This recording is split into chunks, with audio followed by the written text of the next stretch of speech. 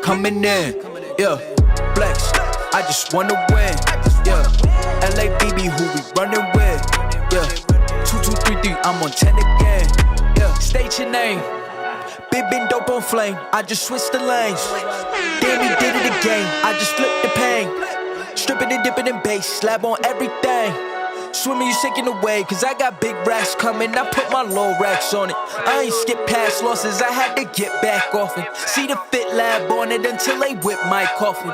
Money clip, I tossed it, I heard it's big bags on big bags on big bags coming, coming in, flex.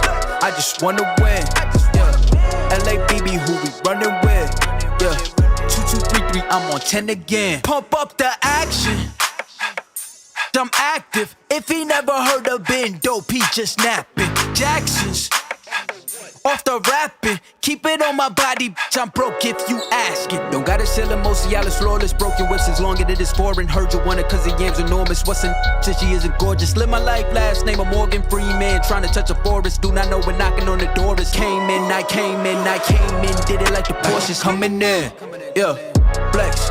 I just wanna win, LABB, who we running with, 2233, I'm on 10 again. Okay, alright. Coming in, flex. I just wanna win, LABB, who we running with, 2233, I'm on 10,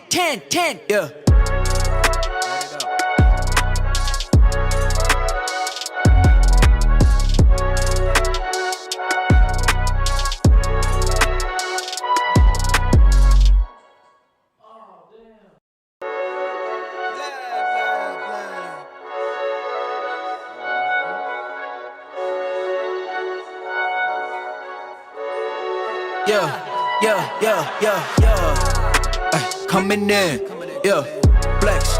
I just wanna win, LABB, who we running with, 2233, I'm on 10 again, state your name. Big been dope on flame, I just switched the lanes. Damn, he did it again, I just flipped the pain. Stripping and dipping in bass, slab on everything. Swimming, you sinking away, cause I got big racks coming. I put my low racks on it. I ain't skip past losses, I had to get back off it. See the fit lab on it until they whip my coffin. Money clip, I tossed it, I heard it's big bags on big bags on big bags coming, coming in, flex. I just wanna win, LABB, who we running with, 2233, I'm on 10 again. Pump up the action, I'm active. If he never heard of been dope, he just napping. Jackson's off the rapping. Keep it on my body, bitch, I'm broke if you ask it. Don't gotta sell it, most of y'all is flawless. Broken whips as long as it is foreign. Heard you want it cause the yam's enormous. What's in since she isn't gorgeous? Live my life, last name of Morgan Freeman. Trying to touch a forest, do not know when knocking on the door is. Came in, I came in, did it like the Porsches. Coming in, flex. I just wanna win, LABB, who we running with, 2233, I'm on 10 again. Okay, alright. Coming in, flex.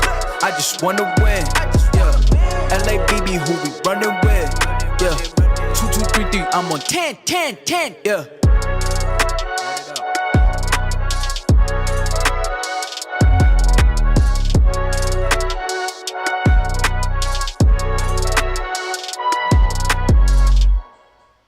What up, what up, what up? What's the word, fellas? Oh, man, we good.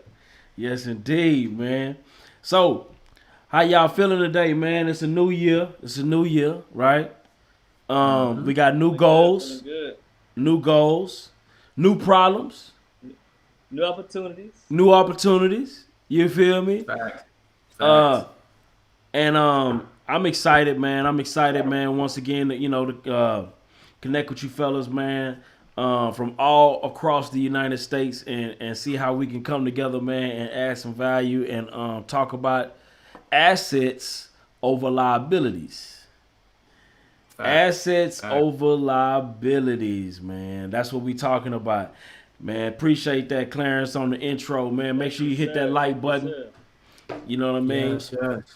And make sure y'all share this, man. The people on here, share this with at least 4 people that you know that should be on here. Absolutely, absolutely. So we talking assets over liabilities. I know that Oneil love this topic. It's probably like one of Oneil's favorite topics right here. You know what I mean? Hey, when I first met Oneil, that was the first thing he was talking about, man. Talking about how people be blowing their bags on on liabilities over assets. So we're gonna talk about that. We're gonna talk about also what are the right assets to be purchasing, right, Byron? Right?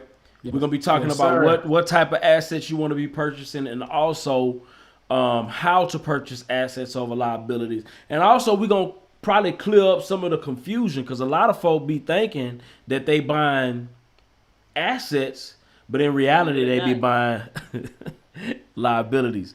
And it makes me think about like some back in the day when I used to, it's funny because I made money right when I was younger, and the funny thing is, man, like I grew up thinking that liabilities were assets, right? I grew up thinking that big cars, man. I had me a nice big old Benz, man. You know what I'm saying, youngin.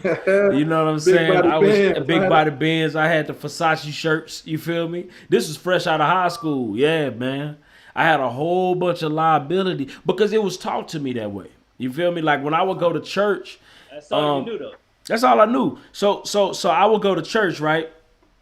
And a lot of times it was like a period of time where like it was big on prosperity, right? Everything was about prosperity in the church. And what I noticed was that like even though it was all about prosperity, growth, wealth, and doing better for yourself, when they would preach about it, it would only be centered around liability purchases. Like clothes, houses, nice this, nice that, eating this, eating that. You feel me? Living a life that looked good, that wasn't necessarily good. And this was coming from the pulpit. Damn. You understand what I'm saying? So that's the reason why this is so important to me when we have these type of discussions, because I feel like not only is it we in dire need of it, right? But at the same time, we got a massive wealth gap that I believe needs to be closed. And there's no other way to close that than to speak on how we can position ourselves to be able to purchase assets, real assets, tangible assets that grow over liabilities, and not get this topic confused. So it's really important to me. So Byron. I think since the social media is booming right now, I think Yeah. the wealth gap is shrinking. You think It's so? not shrinking fast enough. Absolutely. Oh hell yeah! They got so many people making money. Uh-huh. It's because of social media they're making money. Yes. And making the wealth gap smaller. They're making so many millionaires. It's like ridiculous how many millionaires they have now compared to before, when it was just strictly MySpace days. Because ain't nobody selling shit on MySpace. Well, they may have been, but we didn't know. We didn't know. Absolutely. So speak on that. So Byron, I know you have done pretty good in terms of purchasing assets over liabilities, but I'm sure it probably wasn't always that way, right? So speak on that topic. You know what I mean? That way we can kind of get an understanding of what that is to you. Yeah, for sure, man. So, similar like to your upbringing, right? Material things was a way to show wealth. Coming from my background, my mother and father, my mom being from the projects, my dad living in lower income all his life. So, when they moved out to the suburbs, they was kind of that family that, the family looked at. My dad had a Saab in the 80s, that was a drug dealer car, right, with the BBSs. And my mama didn't work. So, it was a big thing about looking good, right? How can we continue to look good? And my mother used to tell me that, like, listen, son, we ain't got a lot of money, but at least you're going to look good. And I really thought that was the way to do it. So assets to me was, gym shoes and video games and, not even know. Only thing I talked about on previous, all I knew about real estate was a realtor, right? A real estate agent. I didn't know anything about real estate. And so those views was embedded in me. And so when I really started to kind of understand and tap into what wealth building was, that still was kind of scary. It was still kind of like, all right, I know people are doing this, but I'm supposed to spend my hard-earned money on buying a property. Like, what if it don't work? Right now, all these what ifs. But I never had a what if when I was buying Jordans. I never had a what if when I was buying Gucci and things like that. So, I think that being fixated on that mind is funny because more people are scared to take a risk and buy a cash flowing asset than they is willing to go into Louis Vuitton and buy their girl a Louis Vuitton purse. Wow. Wait a minute. Say that again. Say that again.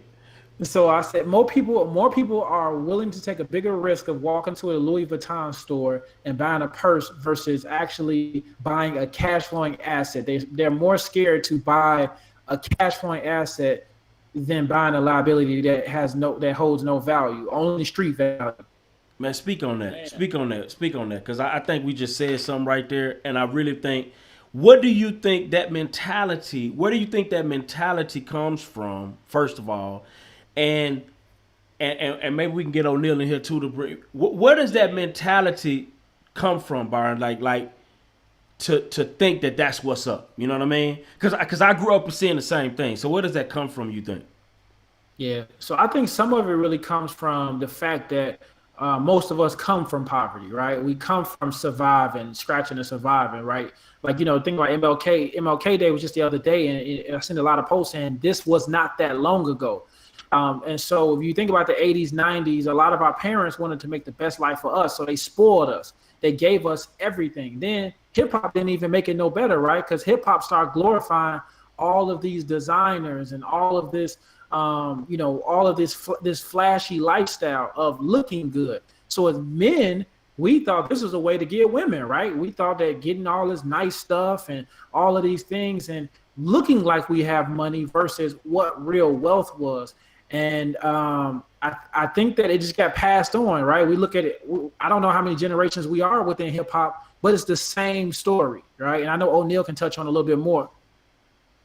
Yeah, absolutely. So I think all this comes from, of course, how we grew up and then everything we see. So let's just say we grow up poor, we watching TV, all we see is music videos, rappers, NBA players, and what they all have. The same shit.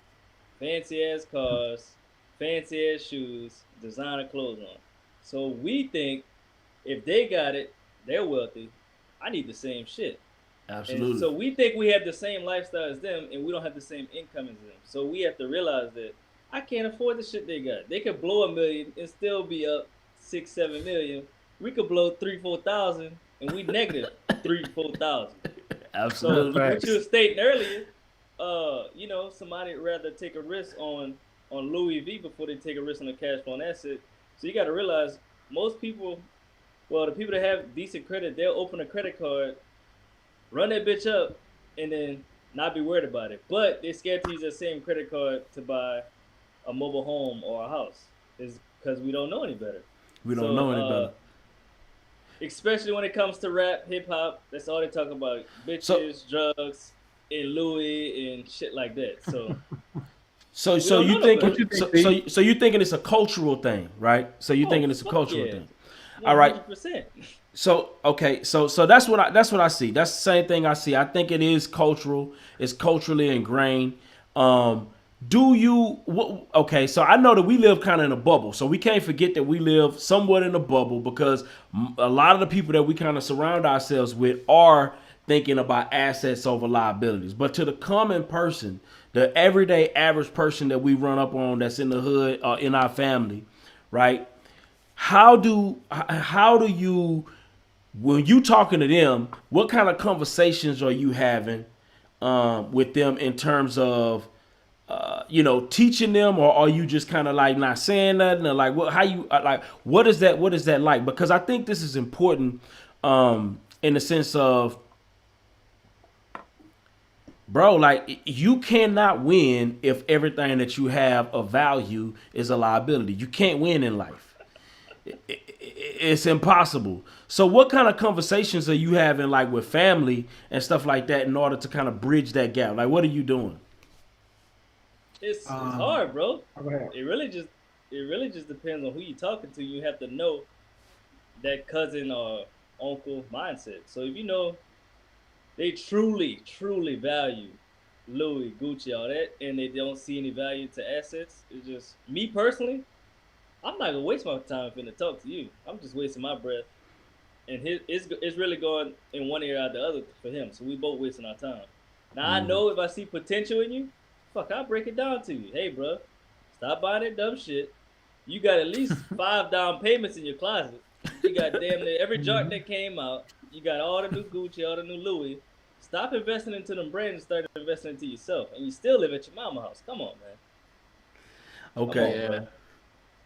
So I break it down like that. Go sell all that shit, and then go buy you something that pays you every month instead of becoming expensive every month just to keep up with people. Let's talk about that. So, we know. But before we do that, Byron, you said that it's about the.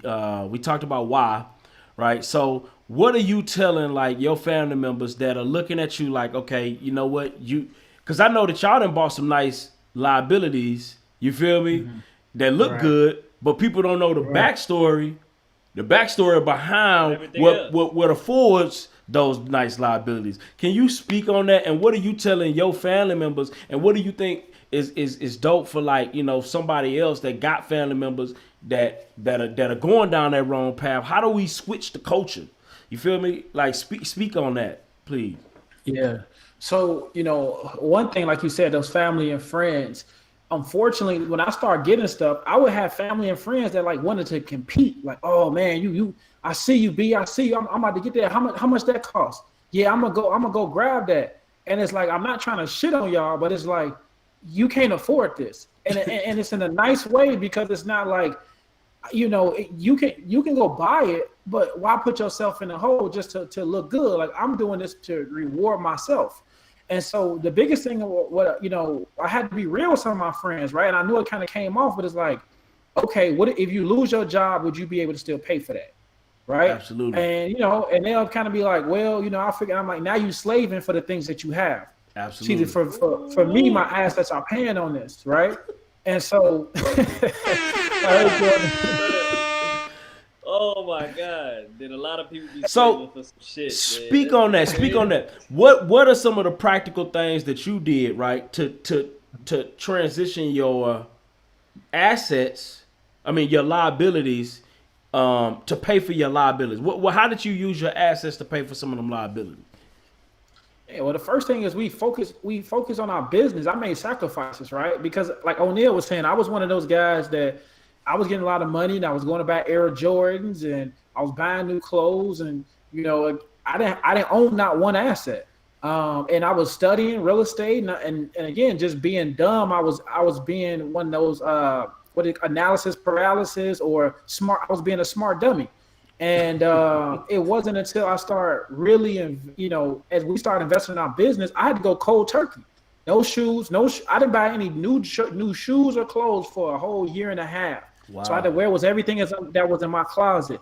It wasn't no vacations. It wasn't none of that. It was all pouring into myself. Only money I was spending was on my mindset and then on my business. That's it. And food was the only thing that we ate. And even then, we didn't go to nice restaurants and stuff. Like me and Shawnee's ate fish fillets, and you know what I'm saying? We ate like frozen vegan food. You know what I'm saying? Like, so that's what we had to make the sacrifice for. And so it wasn't until our business, honestly, it wasn't until we didn't buy nothing nice until we seen the first 150,000 in our bank account to say, okay, let us go to Fashion Nova and let's catch this 70% off sale and let's buy some new clothes. Wow. Because we wouldn't even own that, right? I was still nervous. I'm like, I don't even know to buy some new Jordans. But I had to switch my mindset, man. I had to invest only in business and myself. Wow, that's powerful. That's powerful. So you mean to tell me y'all waited till y'all was sitting on over 6 figures in savings before y'all even decided to splurge on yourself? And Byron said he still wasn't comfortable. and you still yep.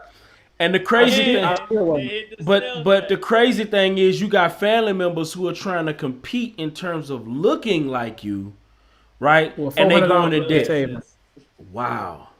And so, man, we got to speak on this, because this is important, because I feel like a lot of us get caught up in the trap. Like, I was talking to a good friend of mine, right?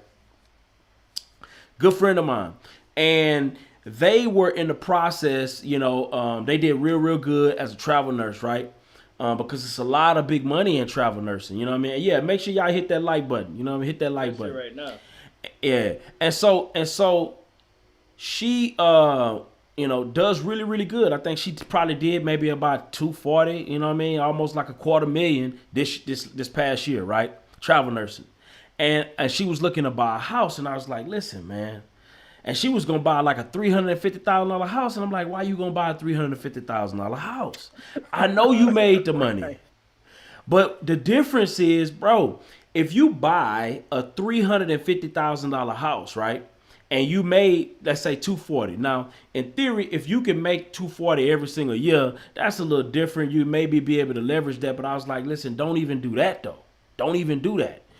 What you want to do is get you a nice crib, right? Get you a nice starter crib for maybe about 150, and put a bunch of money into it to make it look real nice, right?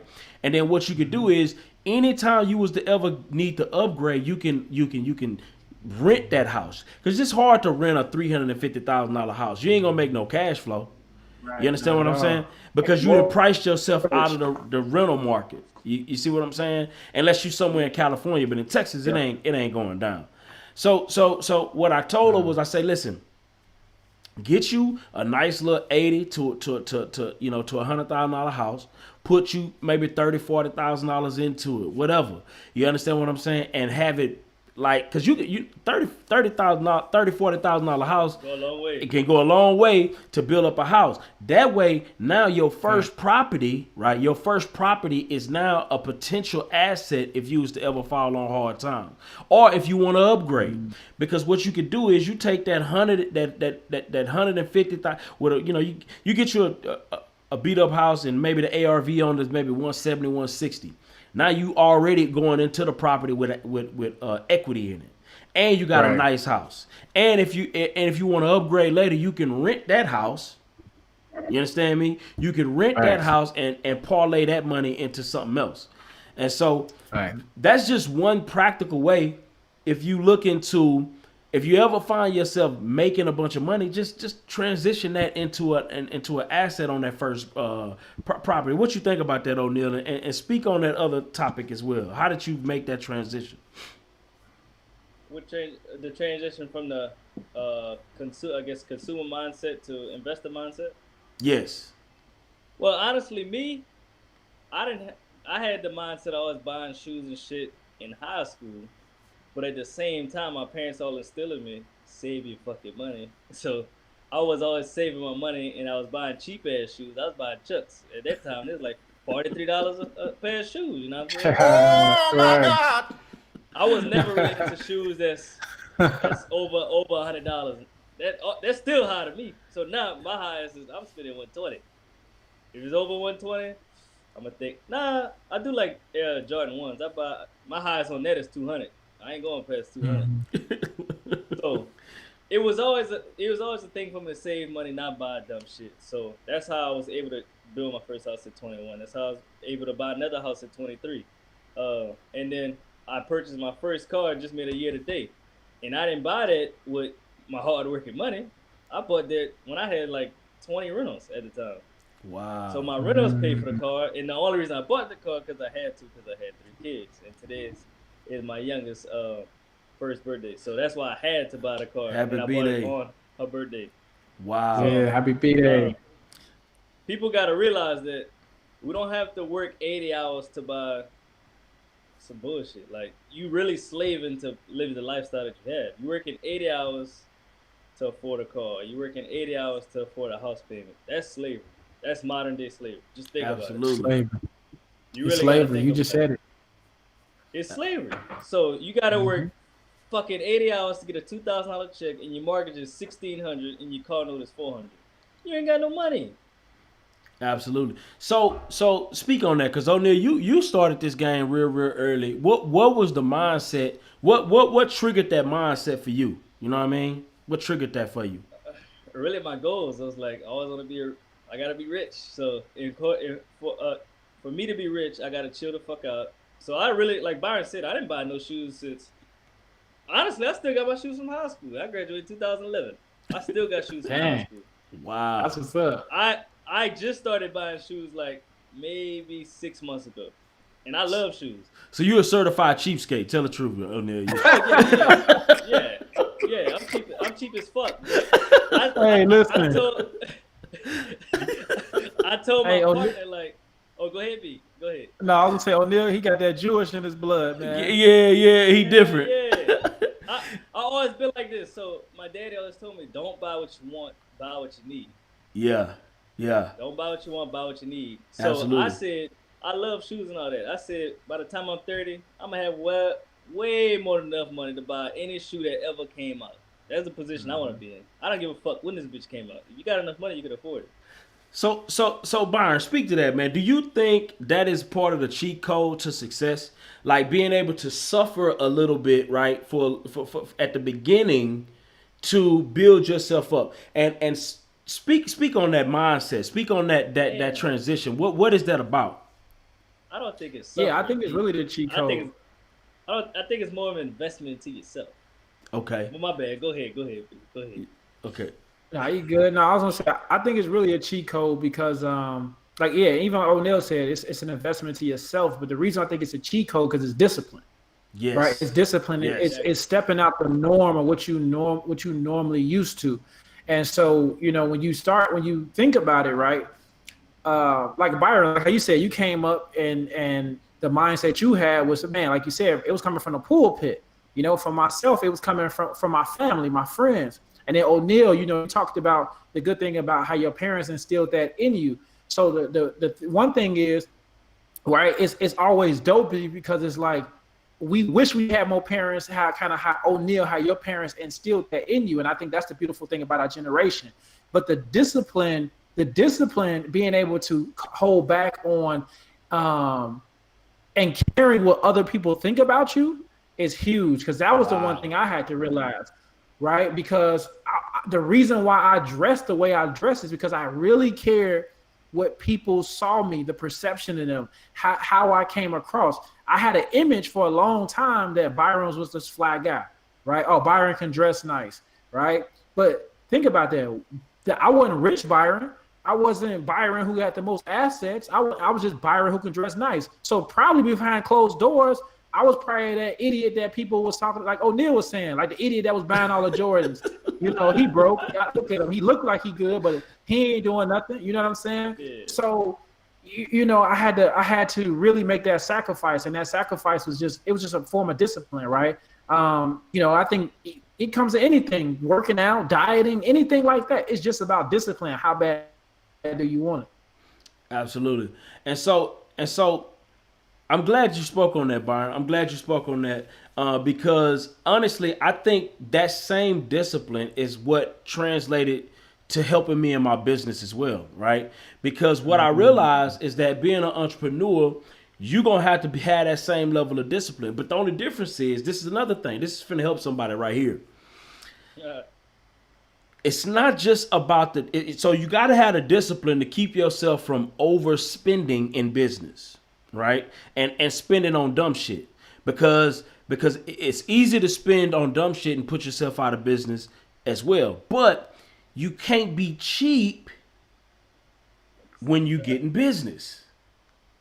Did I just say something right there? Do you understand what I'm talking about? No, that's 100. Hit that horn. You can't be cheap on the shit that you need. You can't be cheap on the shit that you need. So what I realized is that when I was coming up, right?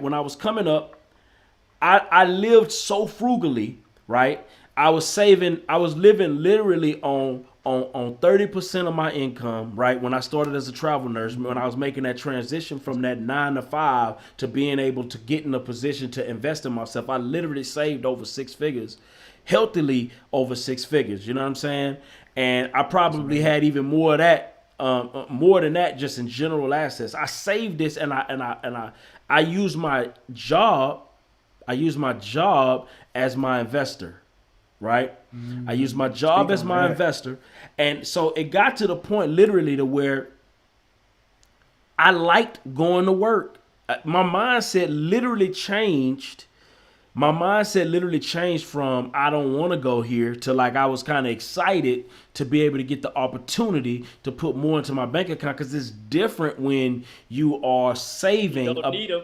When you don't need them, for number one, when you don't need them, and when you saving literally about 70% of your income, meaning like, so I'm gonna go in and I'm gonna work, and so every time I work, I saw my bank account grow.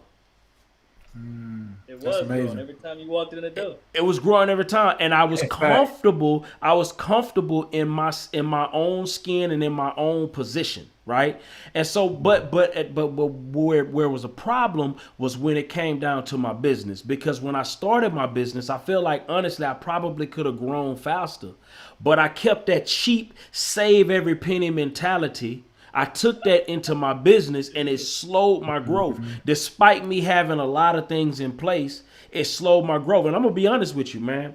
And we done had our little issues. We done had our issues. You know what I'm saying? Everybody know. But a lot of that game I got kind of listening to like T-Rob, right? T-Rob, we got our history. But Right. But at the same time, he helped me. I never forget. I got to give credit where it's due. He helped me to start seeing my business, right, as, bro, you can't be cheap in business. You have to make that investment in business. You have to be open to give and pour into what you want to see to grow, and you got to be aggressive with it. You can't be, you can't be frugal when it comes to marketing. Right. You can't be frugal when it comes to hiring on great talent. Listen to me. You cannot be frugal when it comes. You can't look at new talent as a business expense. You have to look at new talent as an investment. You can't look at your marketing spend as a bill. You got to look at that as an investment to grow.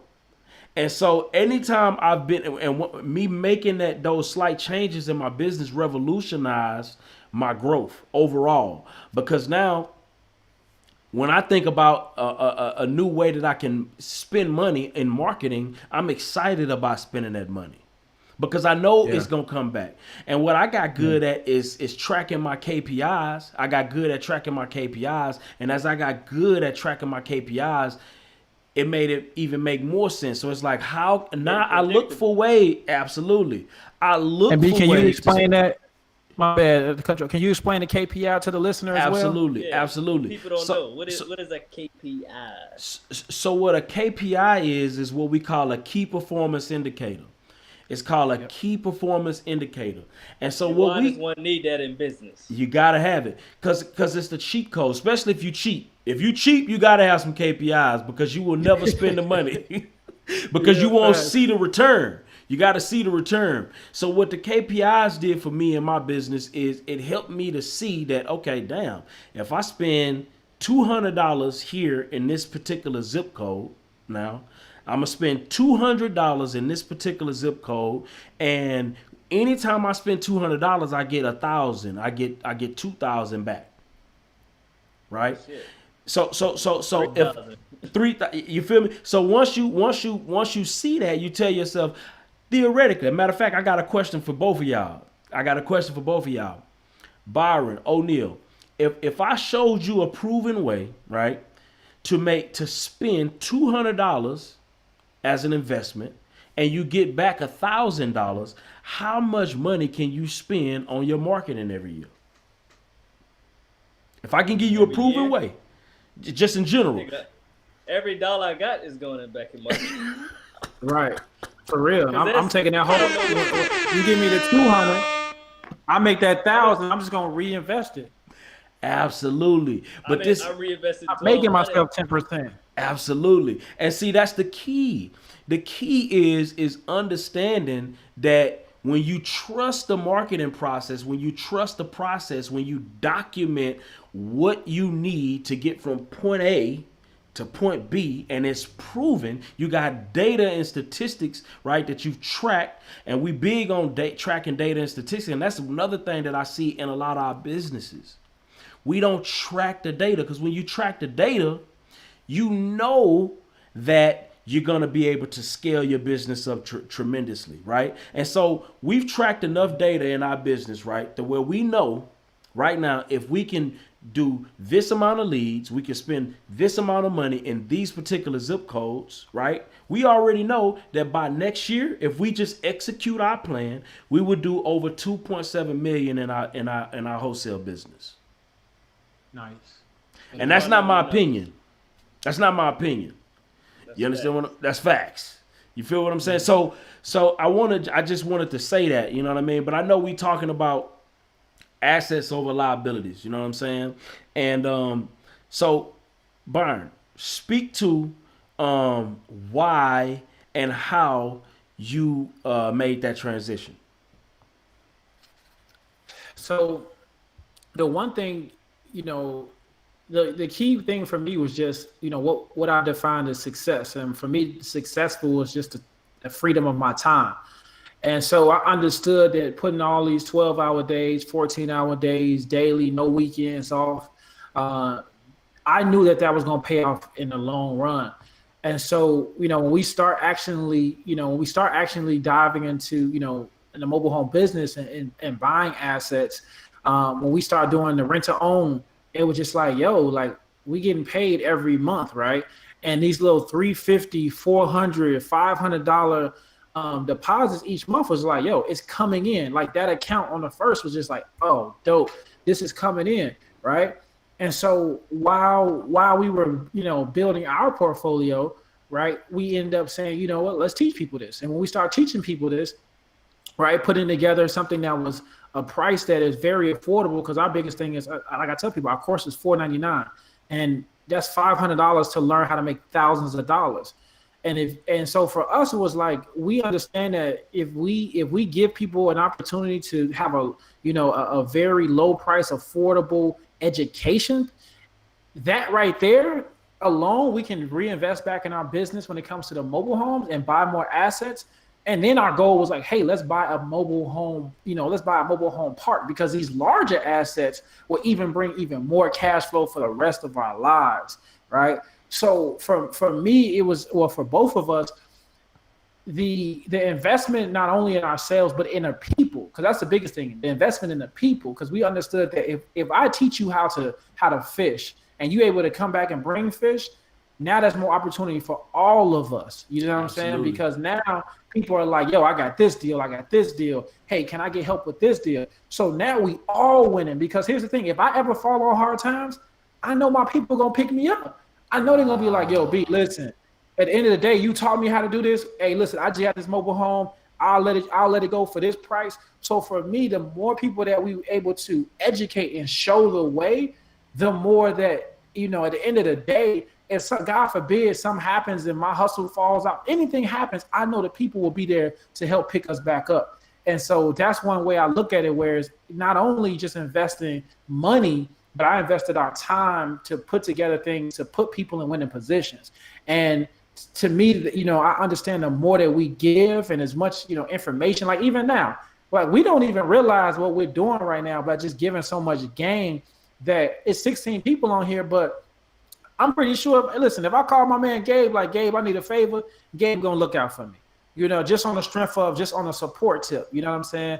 And I think that's for, as long as we continue to pour and show people how we're doing and not be stingy with this information, we gonna always, Rachel talked about a relationship equity. We gonna always, put ourselves in a position that it's gonna be hard to not be able to invest. Absolutely. That's powerful. That's absolutely powerful. So Oneil, speak on that whole piece in terms of how did you make that transition? Why did you make that transition to utilizing assets, and how you were able to practically get that done? Like what were some of the actionable steps that you took, right? Step by step, right? That put you in position to start using your assets. I mean, your assets to afford your liabilities. Break that down.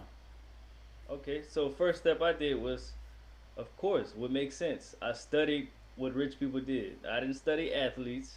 I didn't study movie stars. I didn't study rappers. I studied actual wealthy people that own companies, own real estate. And I read their books, listened to their podcasts, and I heard and watched and listened to exactly how they live their life. So most rich and wealthy people, they buy businesses, they buy houses, they buy mobile home parks, they buy apartment buildings, they buy something to pay for the things that they want and have. So let's just say they want a new car, a new house in Cali. You know how much stuff they're gonna buy before they do that? They plan it out. So they reverse engineer everything they want in their life, and that's why they buy so much businesses, things, and assets before they buy the 5,000 square foot house and all that, because they have income paying for all the shit that they have plus more. So that's what I did. When I was 23, 22, 23, I started digging down deep into millionaire real estate investors. They are simple people living in regular houses but own millions and millions of real estate, and they sacrifice 2, 3 years, maybe 4 years, and then they live the lifestyle that they want. They buy the house that they want. They buy the car they want. They buy their kids' vehicles because they have so much money coming in. They could do that. They're not hurting at night, thinking the bill can get paid. Oh, they show on auto pay. You know, us and our demographics, our culture, we ain't putting shit on auto pay because we know we ain't got the money. That We can't. Oh like my God! I ain't trying to live no life like that, man. Hey, Everything on auto hey, pay. you can't trust that auto pay when your money ain't right, huh? You can't. Right. Hey, Cause listen, and I'm it gonna tell can you, fuck up a auto pay. date. It can mess up a Hey, date. it's the best thing in the Hell world, yeah. man. I love auto pay now. I used to be like that, but I Look. love auto pay now. That's how you know somebody got it. Absolutely. If that shit not on auto pay, they ain't got it like that. So if you where you want to be in life, you put everything on auto pay, so you ain't gotta worry about shit. That's facts though. That's Think about facts. it. Right. Hey, You know you got money coming in every month. You know that you don't even know when the bill come out. You be like, oh shit, I even know it. You know, I didn't know it was $200. I ain't even know. Right. Wow, Saying? that That's is the type of powerful. lifestyle I want, and that's how I structure my life. Like I need to chill the fuck out 3, 4 years to live the lifestyle I want. So let me chill for 2, 3 years, and then I live like nobody else because I did what I had to do, and that's why I can do what I want at 27, while most people still have a job. That's why I can book a flight at any time while most people still working. So you gotta chill the fuck out so you can live the life that you really want. Wow, wow, wow. Short term What about sacrifice you, for B? long term gain. Yeah, so for me, man, golly, let me see what's going on with this thing. It's always something, man. It's always something. But anyway, what I did, man, is like I said, I saved up a bunch of money, and then so how I was able to transition that piece. When I look back on it, man, I thank God for it, man, because honestly, I didn't know fully what I was setting up for myself. It was kind of like, I ain't gonna say it was accidental because it was definitely intentional, but I did not know that the systems that I was putting in place was gonna give me so much freedom by the time that I got to this juncture, right? So when I looked at my wholesale business, right, and I tell people the way I set this up, the way I made my transition from the 9 to 5 to from the 9 to 5 to where I am now, to where my business is pretty much automated, was the first thing that I did. I was working a 9 to 5, and I hired 2 lead managers, right? And what those lead managers would do for me is they would schedule my appointments. One at the my appointments would either be by the time I woke up, because I work night shift, right? So anytime maybe after about 4 or 5, and then they'd also schedule them somewhere around like 8. You know what I mean? When I got off from 8 to maybe about 11, right? Because I was asleep from probably about 11 to about 4, and that's how I set everything up. And so once they started doing that, I was taking care of my leads. I was still dealing with my buyers and taking care of all of my business, and they were structuring all of this for me. And so I slowly started to see the leads come in, and I had a little system set up, right? And then I started noticing, man, these buyers, man, they crazy. Like, they be wanting to see the property like ASAP. Random times. Yeah, random crazy times. So I realized real quick that Man, I can't just wake up at 12, you know what I'm saying, then go back to work just to go show a property. So I end up getting with me a realtor, right? I got with me a realtor, and that realtor was my dispositions manager, and they just all they did was show the properties. So now I got somebody showing my properties, right? I got people provide me leads, and I'm going on the appointments. I like talking to the peoples and to the sellers and getting my properties under contract because I ain't trust nobody else to do that but me. And it took me a long time to build up a trust to let other people deal with my leads because I be feeling like people be wasting your leads, man. And leads cost too much money to be thrown away. So I'm working. I'm taking care of my leads. And then the next thing that I did was I hired an admin person to come on and help me with my list pulling, my payroll, my, talking to the title company, all these little bitty things that come up in business that can kind of slow you down and rob you of your day. You know what I mean? And you'll be literally sitting up, typing in data just for hours trying to just... Yeah, you know what I mean? And I hated that stuff, man. I hate that. That's probably that's why I'm so glad that now my partner, Brian, take care of all of that. Like all of the data. Oh man, that stuff is, just can't do it. That's just one thing I don't deal with. But I hired somebody on, right, to do that piece for me. And then once I did that, man, I was making money, right? And I was profitable as hell. I was making money. My admin person was working part-time, right? My first admin person was like my cousin, you know what I'm saying? And she was just knocking that stuff out, maybe working maybe like 12 to 24 hours a week, which was great. So my overhead was low, income was high. I was still working. I was making maybe about anywhere from like $20,000 to $30,000 a month. And that was a lot of money. That was a lot of money because most of that was profit for me at that time. You see what I mean? Nice. So from there, I slowly started growing, and then I started looking at getting acquisition managers. I got an acquisition manager, and the first couple wasn't all that great, you know what I mean? So it wasn't just like peaches and cream, but eventually I got better at that hiring process, and so slowly it got to the point to where after I got the acquisition, man, I'm like, man, I'm just working, and I ain't really doing much other than just doing the meetings and different things like that. And it just slowly started to happen. Then I partnered with Brian, and then it went even more crazy because now he brought on some more hyper talented individuals. You understand what I'm saying? He brought in a different culture, you know what I mean? And brought in a different style of leadership. And then now it's like things even got even more automated, even more easy.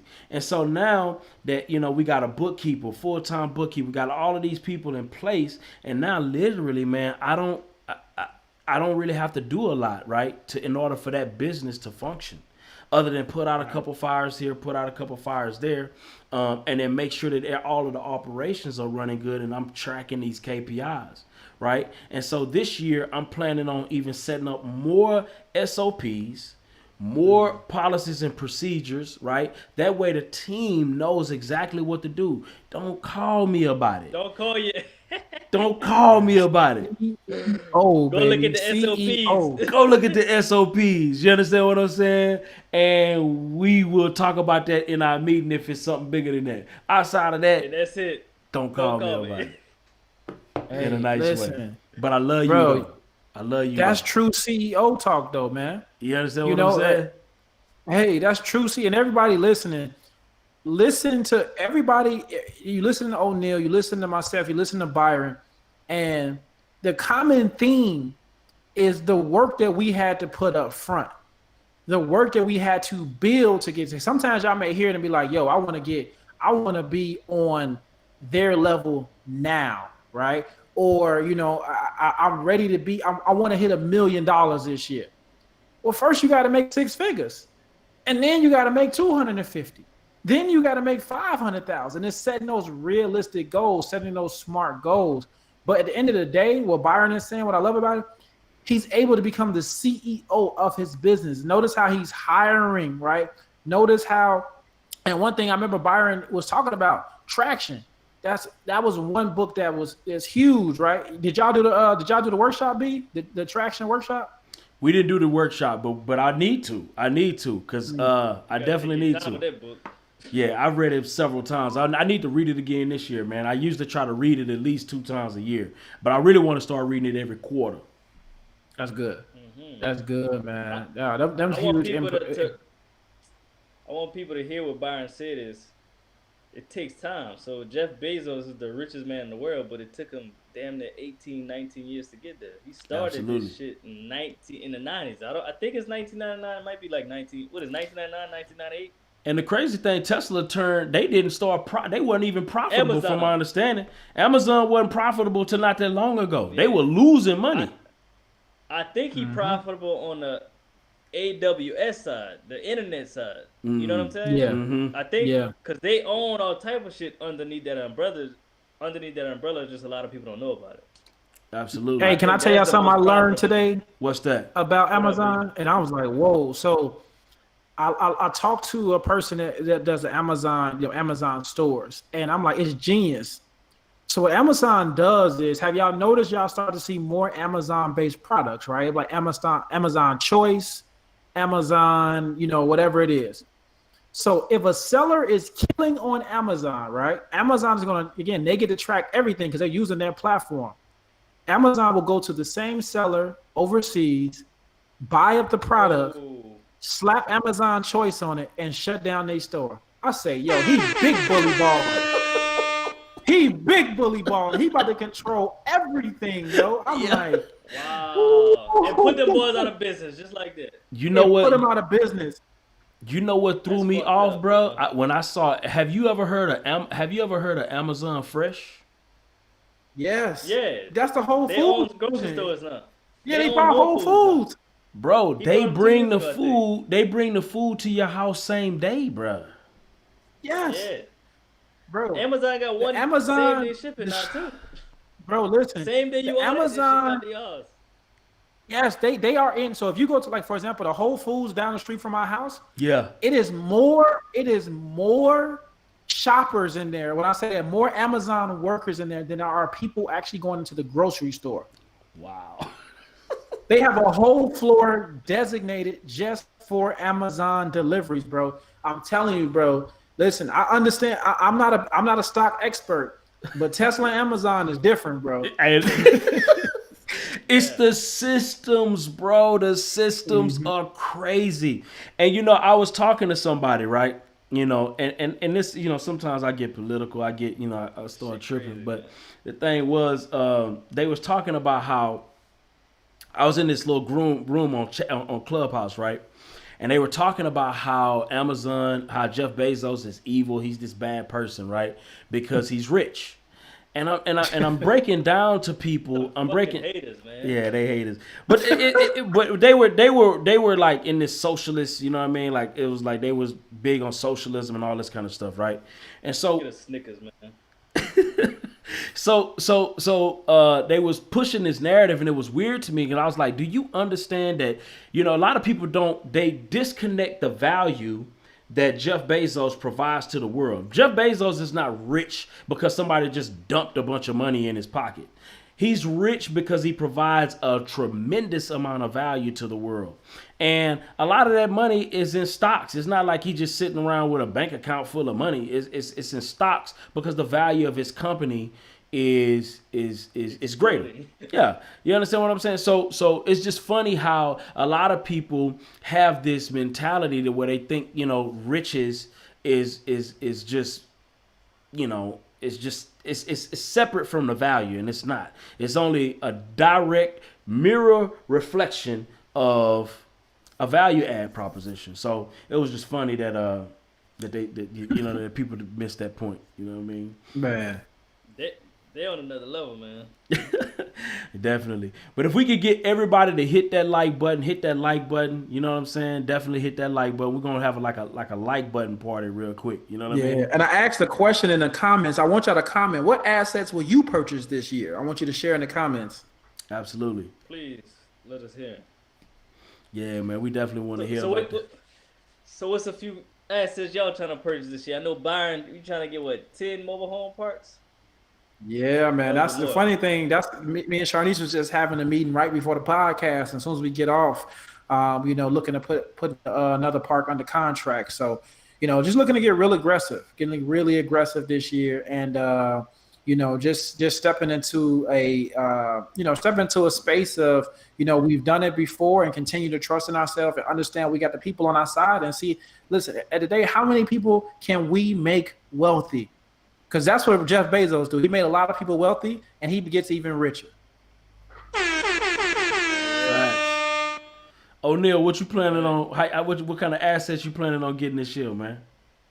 Man, 30 units. So 20 for my personal business, 10 for my company that I share with my partner.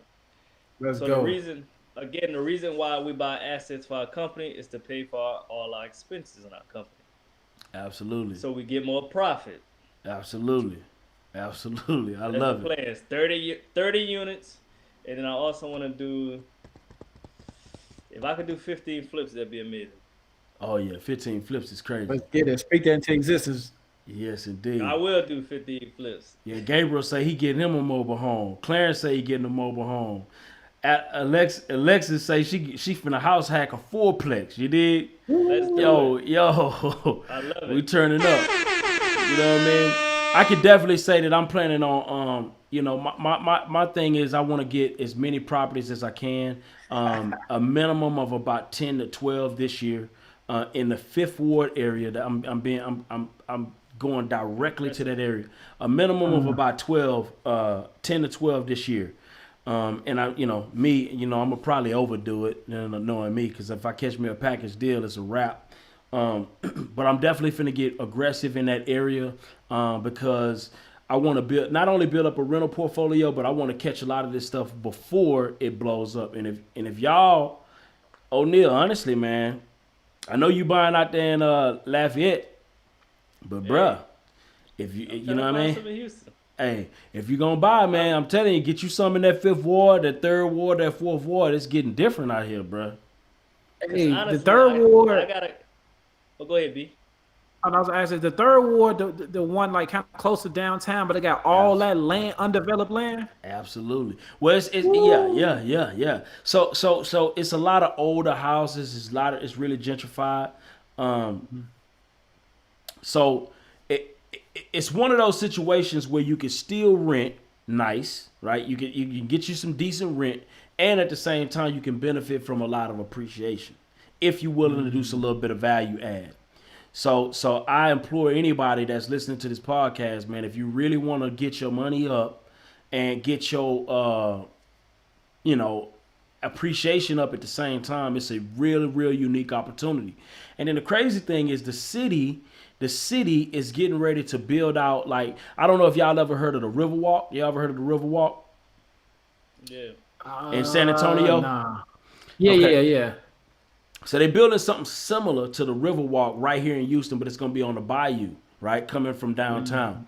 And it's going to go right through 5th Ward. Or like 2023. Yeah, it's coming really soon. It's coming really soon. And it's going to be a bayou that's going straight through 5th Ward and downtown. And it starts from downtown all the way over by Allen Parkway, all the way through. And what's going to happen is, yeah, man. And so people don't even know about this. You know what I mean? I kind of learned a lot of this from the homie Chris Senegal. He does a lot of development here in Houston. Shout out Chris. Yeah, shout out to Chris, man. We're going to definitely have to get him on the podcast to speak on it. Sure.